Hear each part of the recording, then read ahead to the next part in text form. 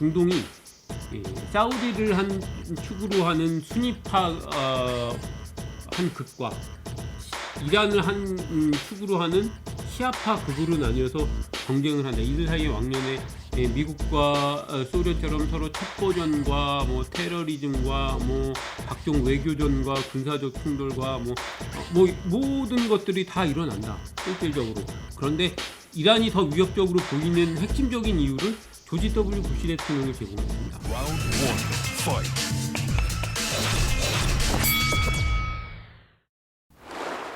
안녕하세요. 박종훈의 경제한방입니다. 이 중동 문제를 좀 들여다보다 보면 정말 이 이란이란 나라를 핵심 이슈로 볼 수밖에 없는 것 같은데요. 미국뿐만 아니라 영내 국가들하고도 계속해서 갈등을 빚고 있는데 과연 이란을 어떻게 바라봐야 될지 이 중동 정치를 연구하고 있는 이 MBC 라디오의 박정욱 PD와 함께 하겠습니다. 안녕하세요. 네. 안녕하세요.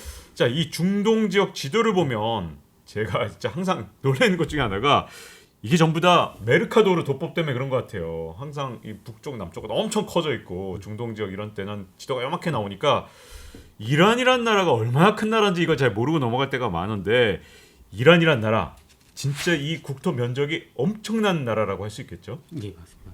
그러니까 우리나라 사람들 잘 모르는데 대국입니다.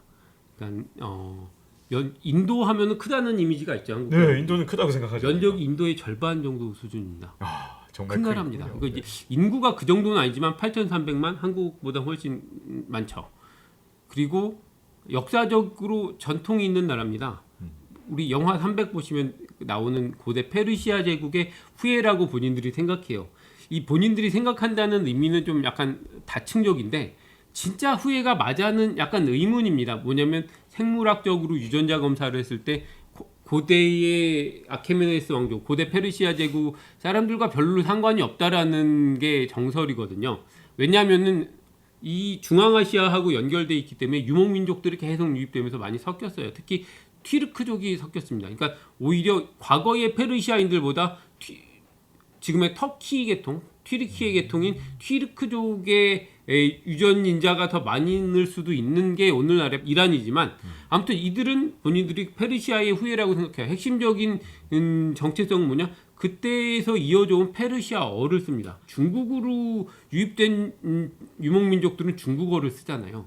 그렇게 동화가 된 것처럼 페르시아로 유입된 유목민족들이 정복을 했지만 이들도 결국은 페르시아 문화와 페르시아 언어를 사용을 합니다. 그러면서 그들이 스스로 페르시아의 후예라는 정체성을 가지고 있고 오늘날의 이란은 1935년도에 페르시아에서 이란으로 국호를 바꾼 겁니다.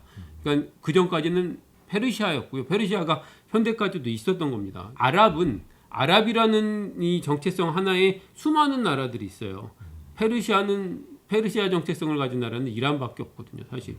그래서 민족 정체성이 굉장히 뿌리 깊고 외국의 침입을 많이 그동안 받았지만 이 나라를 완전히 정복하기는 항상 굉장히 힘들었다.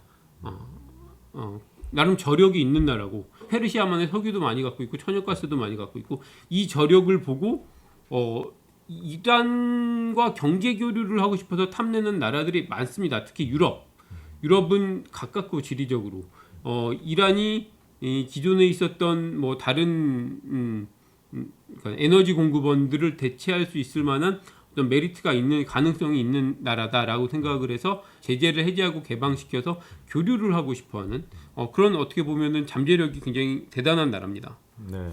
자, 그런데 이 역사를 보면 굉장히 뭐랄까 최근 들어서 굉장히 복잡하게 정권이 계속 바뀌면서 예전에는 뭐 친미였다가 그렇지 않은 이제 또 신정공화국 체제로 바뀌고 이런 과정이 있었던 것 같은데 이 신정공화국이라는 건 도대체 어떤 체제라고 봐야 되는 건가요? 배경을 조금 말씀드리자면 지도를 보시면 아는데요.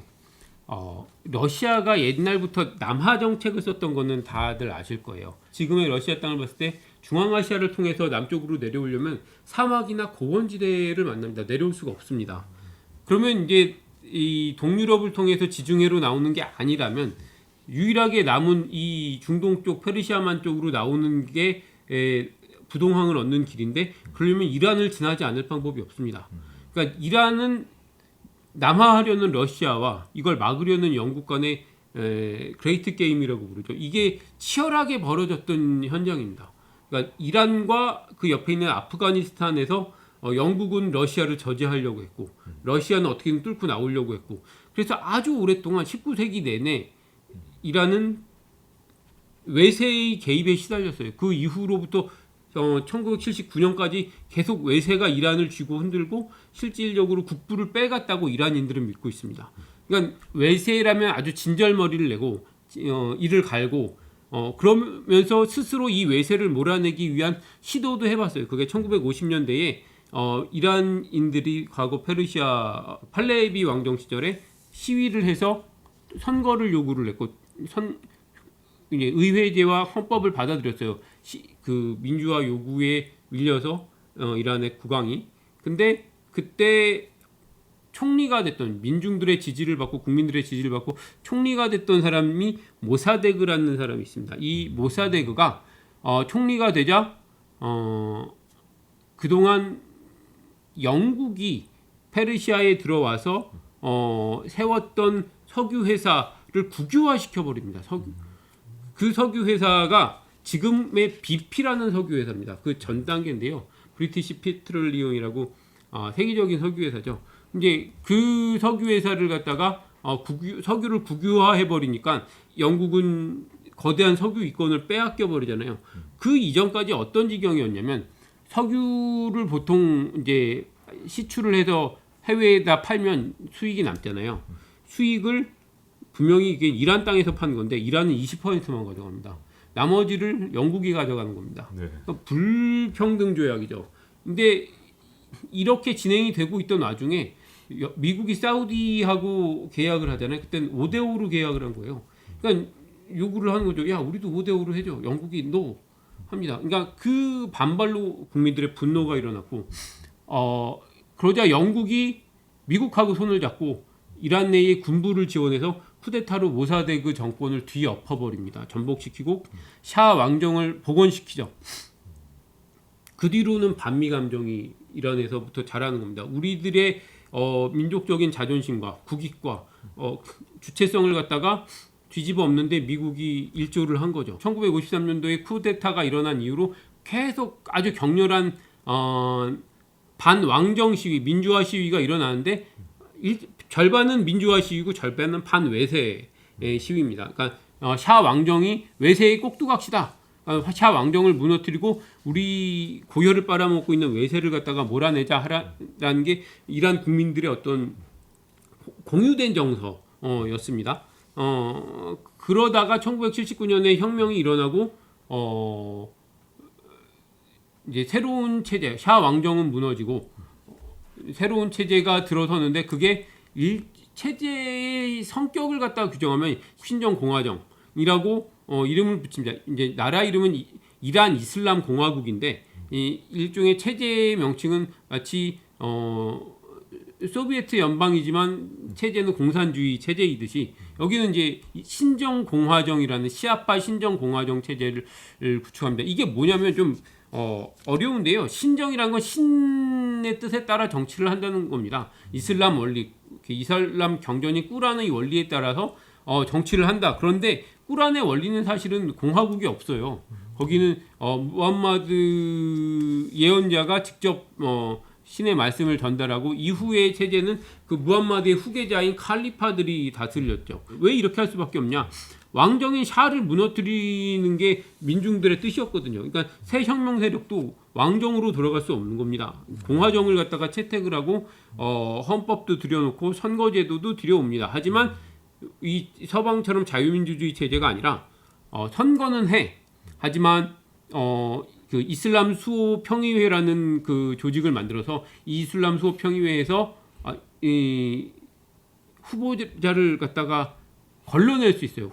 이번에 이 후보 할래라고 막 후보자들이 오면 넌 불합격, 넌 합격해서 후보자를 한번 걸러냅니다. 여기서 사실은 국민들이 원하는 진정한 변화를 가지고 올 수 있는 사람들은 대부분 한번 떨려 나가죠.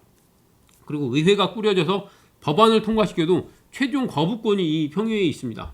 보고 이 법안 통과 안 돼라고 하면은 무효가 되는 거예요. 그러니까 사실은 민주주의를 도입한다고 하지만 더 상위 기관이 있어서 그걸 완벽하게 통제할 수 있는 체제를 만들어놨습니다. 그리고 이 이슬람 혁명 수호 평의회를 갖다가 평의회 의원 절반을 갖다가 임명할 수 있는 권한을 최고 지도자가 갖고 있습니다. 최고 지도자는 이란의 시아파 최고 성직자입니다. 그러니까 국가의 정치 구조를 보면 가장 꼭대기에 최고 지도자, 이슬람 성직자가 있고, 그 다음에 혁명수호 평의회가 있고, 그 다음에 이제 의회와 대통령과 뭐 등등등이 있는 겁니다. 정치 체제가 공화국이긴 한데 신의 뜻에 따라서 다스려지는 공화국이다. 신정공화정이라고 부르는 겁니다. 네. 자, 그러면 궁금한 건 이제 이란에 대해서 이제 특히 서방에서 볼 때 테러 지원 국가다. 또 핵 개발했기 때문에 어떻게 보면 이제 불량 국가다 이런 표현도 계속 써왔단 말이죠. 이란은 지금까지 어느 정도나 그러면 진짜 테러 지원을 해왔던 건지, 핵 개발은 지금 현재 어느 수준까지 되어 있는 건지 이런 것들이 궁금해지거든요. 언론을 통해서 이야기가 되는 것들을 보면 사실은 핵무기 생산에 거의 근접하도록 개발을 실제로 했고, 북한과 아주 긴밀하게 공조를 했습니다. 특히 미사일, 탄도미사일 개발도 했었고요. 이 주변 국가들이 또 문제시하는 건 테러 지원인데, 테러 지원 내지는 테러를 직접 저지르는 거죠. 이거는 사실은 많이 했습니다. 뭐 드러난 것과 뭐 그렇지 않은 것을 포함해서 왜냐하면 이란이 직접 하지 않더라도 이란의 일종의 앞잡이라고 볼 수 있는 조직들이 있어요. 레바논에는 대표적으로 헤즈볼라가 있고, 저기 현재 내전 중인 예멘에는 후티 반군이 그런 역할을 하고, 뭐 이런 세력들이 이란의 지위에 따라서 어떠한 테러리즘 공격들을 그동안 수행을 했죠. 이란이 직접 하기도 하고요. 직접 하는 특수부대도 굉장히 잘 발달해 있습니다. 최근에 뭐 사우디 정유시설에 왜 드론이 가서 사실 폭탄 공격을 하고 하는 것들도 이게 배후는 이란이다라는 게 뭐 정보기관들의 조사 결과고요. 그래서 이란이 실제로 이런 행동들을 했던 것은 분명합니다. 그런데 이란을 옹호하는 측에서 하는 말, 야 이스라엘 모사드는 더 많이 했어. 사실 뭐 그렇거든요. 이 안에서 계속 이런 일들이 벌어지고 있는데 왜 우리만 갖고 뭐라 그래? 라고 하죠. 예. 자, 그러면 궁금해지는 건, 그러면 테러까지 이렇게 지원을 했고 핵 개발도 하던 그런 나라에게 사실 부시 전 대통령 같은 경우는 이란을 이라크, 북한하고 해서 악의 축이라고 불러서 우리나라에서도 이게 큰 관심사가 됐던 적이 있었는데요. 근데 오바마 대통령 왜 핵 합의를 했던 걸까요? 부시 대통령이 막 아프간도 침공하고 이라크도 침공해서 중동 정세뿐만 아니라 세계 정세를 어지럽혔죠. 왜냐하면 거기서 시작을 해서 전 세계에서 이슬람 급진 세력들이 곳곳에서 테러를 벌였거든요. 그러니까 이제 테러와의 전쟁이 벌어지면서 전 세계가 안보 불안에 떠는 상황이 됐고, 이걸 수습하는 방식 중에 하나가 중동에서 좀 발을 빼자. 우리 군대가 왜 돈 들여서 가서 그렇게 우리 젊은이들이 계속 거기서 죽냐, 테러리즘에 우리 빼고 거기서 그들끼리 그 안보를 결성하게끔 어떤 체제를 만들어 놓자라고 생각을 했어요. 오바마 때부터 중국을 적으로 보기 시작합니다. 경쟁자로. 이제는 중국이 최대의 미국의 경쟁자고, 이 미군의 핵심적인 관심이 이 아시아 태평양 쪽에 가 있어야 된다. 중동이 아니라 라고 생각을 했던 거죠. 그래서 군사 안보에 어떻게 보면 무게 중심을 이 중국 쪽으로 옮기는 동시에 이쪽에서는 발을 뺀다라는 게 큰 구성이고, 발을 빼려면 그동안 적대해왔던 이란과 협상을 통해서 국제 경제 체제에 편입시켜서 이들이 정상적으로 교역을 하면서 먹고 살면 예전 같은 짓 못할 거 아니냐라고 생각을 했었습니다. 네, 그러면 그 판단이 나왔던 이유는 충분히 이해가 가는데, 또 트럼프 대통령은 이걸 2018년에 다 뒤집어 놓고 핵 합의를 완전히 거의 폐지하다시피 본인 스스로 탈퇴해버렸으니까 이런 상황이 돼버렸는데, 과연 지금 이 시점에서는 도대체 누가 옳고 그른 판단을 했는지 참 애매한 것 같아요. 어떻게 보고 계시나요? 필요한 정보들을 갖다가 그걸 추진하는 쪽에서 흘리기 때문에 제가 종합적인 정보를 저희들이 판단하기 쉽지 않습니다. 다만 이제 오바마의 협상 타결을 비판했던 논지들은 뭐냐면, 중요한 게 일몰 조항이 있습니다. 일몰 조항이라는 건 어떤 일정 시점이 지나면은 사라지는 조항이죠. 이게 뭐냐면, 이란의 원심 분리기는 10년, 고농축 우라늄하고 무기급 플루토늄은 15년이 지나면 규제 대상이 아닙니다. 맥시멈 15년 후는 이란이 다시 개발을 해도 사찰 대상이 아니게 되는 거예요. 이 우라늄하고 플루토늄이. 핵 능력을 그럼 그 15년 안에 완전히 무력화 시켜놓으면은 그나마 다행인데 최소한의 핵 능력은 보유하겠다라는 걸 갖다가 그 말을 들어줬어요. 그러니까 이스라엘 같은 나라들이 볼 땐 야 15년이 지나면 핵시설이 완전히 없어지는 것도 아니고 농축 우라늄이 완전히 사라지는 것도 아니고 야 이걸 협상이라고 했어? 15년 후에 우리 보러 어쩌라는 얘기야. 그러니까 그 협상이 타결된 다음에 이스라엘의 일간지에는 맨날 만평이 막 이스라엘 머리 위로 핵미사일 떨어지고 막 이런 이미지들이 맨날 실렸어요. 그러니까 그만큼 실제로 현장에 있는 사람들은 되게 불안해했습니다. 근데 이스라엘은 중동에서 미국의 아주 중요한 동맹국이거든요. 그리고 또 탄도미사일 개발은 포함시키지 않았다는 게 이제 트럼프와 공화당의 비판이었어요. 야, 핵무기를 갖다가 탑재해서 쏘는 탄도미사일이 실질적인 위협이지. 만약에 미사일이 없다면 뭐 농축 우라늄만 갖고는 미국의 위협이 되지는 않죠. 원칙적으로는. 근데 북한이 지금 미국의 위협이 되는 거는 미국까지 날아갈 수 있는 사거리가 긴 탄도미사일을 개발하기 때문이잖아요. 근데 그것도 같이 무력화시켜야 되는데 그 조항이 없었다, 오바마한테. 그러니까 미국 내 강경론자들은 협상을 다시 한다면 이 조항들을 다 넣어야 된다. 일몰 조항도 없애고 탄도미사일도 규제하고 핵 능력을 복원 불가능하게 완전히 무력화시키는 조항을 넣어야 된다. 이걸 이란이 받아들일 가능성은 굉장히 없죠.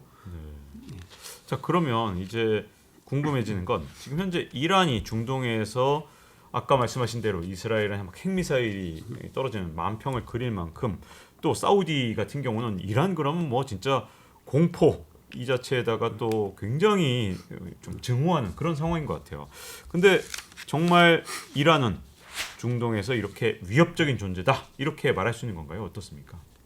중동판 냉전이라는 표현이 심심치 않게 쓰였습니다. 그러니까 냉전이라는 게 미국을 한 축으로 하고 당시 소련을 한 축으로 전 세계가 둘로 갈라져서 서로 아주 뭐 치열하게 경쟁했던 시기잖아요. 중동이 사우디를 한 축으로 하는 수니파 한 극과 이란을 한 축으로 하는 시아파 극으로 나뉘어서 경쟁을 한다. 이들 사이의 왕년에 미국과 소련처럼 서로 첩보전과 뭐 테러리즘과 뭐 각종 외교전과 군사적 충돌과 뭐 모든 것들이 다 일어난다. 실질적으로. 근데 사우디는 인구가 훨씬 적거든요. 그러니까 위협적으로 느끼는 거죠. 이란에 대해서.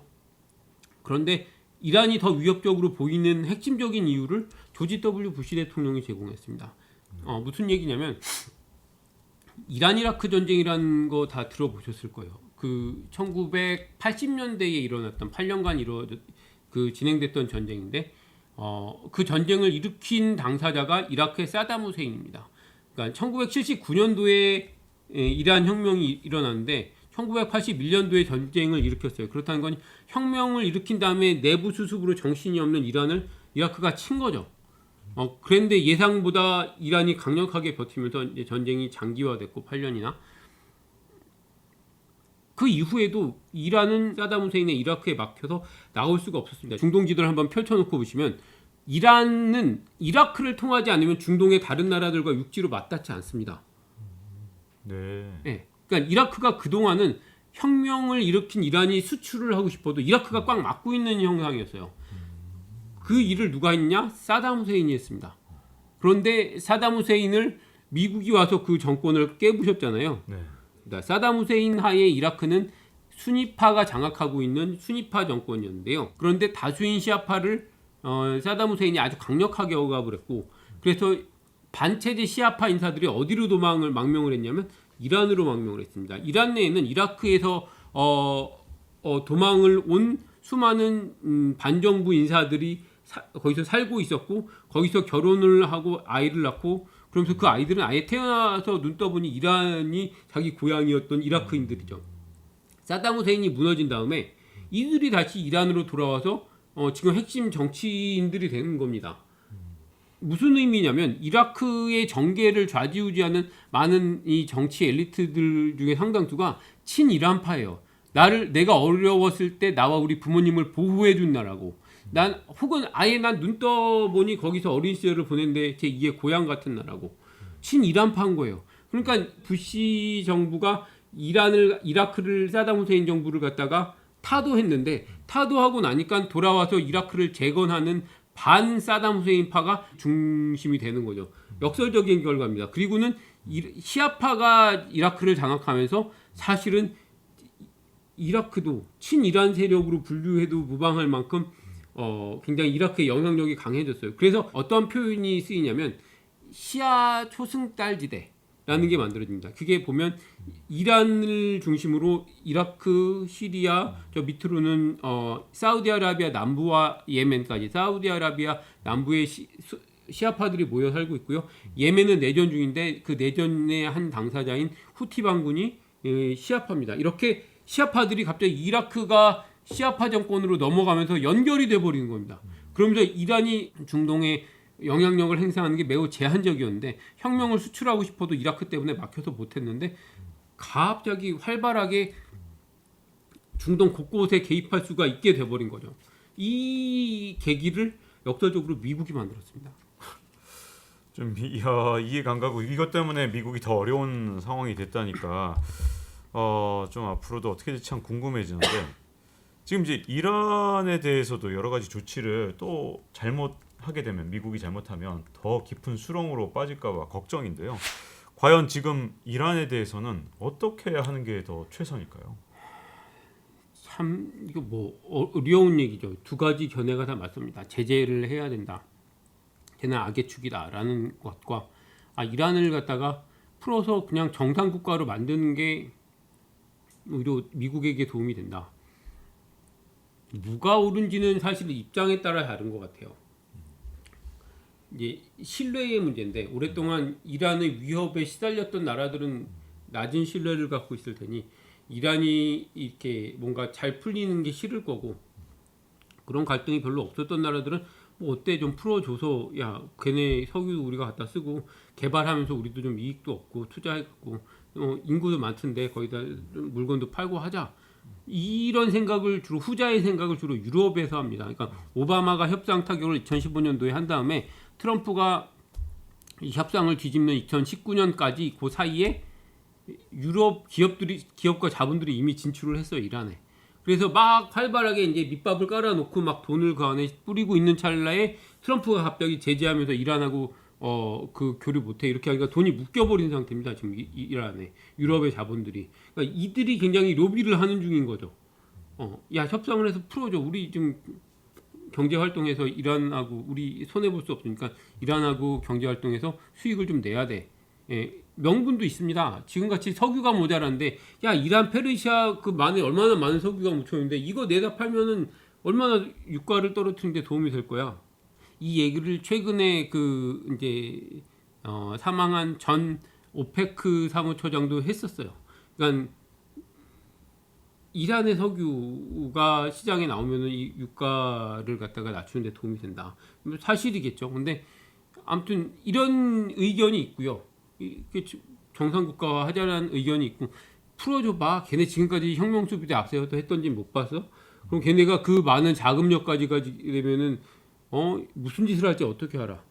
라는 게 의견이 팽팽하게 맞습니다. 반면 이란 내부에서도 개혁 개방을 요구하는 젊은 세대들이 굉장히 많아요. 이들은 이전처럼 반미적인 시각을 가지지 않은 것으로 알려졌습니다. 그러니까 그 현지에서 취재하는 소식통을 보면 현재 차라리 이 낡고 무기력한 정권이 좀 바뀌어서 세상이 바뀌어서 그냥 미국 자본 들어오고 했으면 좋겠다라는 의식이 우리 기층에 많이 깔려 있고 그러니까 민심은 별로 생각보다 예전 같은 반미 국가가 아니다.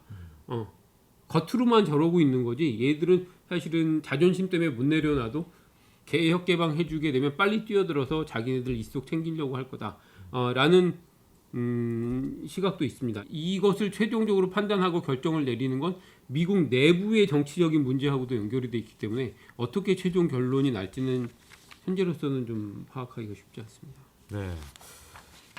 이게 정말 이란을 둘러싼 이 중동 정세라는 게 정말 복잡한 것 같은데요. 그 얽힌 얘기를 이렇게 실타래를 풀면서 역사를 바탕으로 한번 들여다본 그런 시간인 것 같습니다. 자, 박종욱 MBC PD와 함께한 시간이었습니다. 오늘 이렇게 나와주셔서 감사드립니다. 감사합니다. 잊지 말고 좋아요, 구독, 알림 설정해 주시면요. 또 다음 시간에 찾아뵙도록 하겠습니다. 감사합니다. 감사합니다. Round one, fight.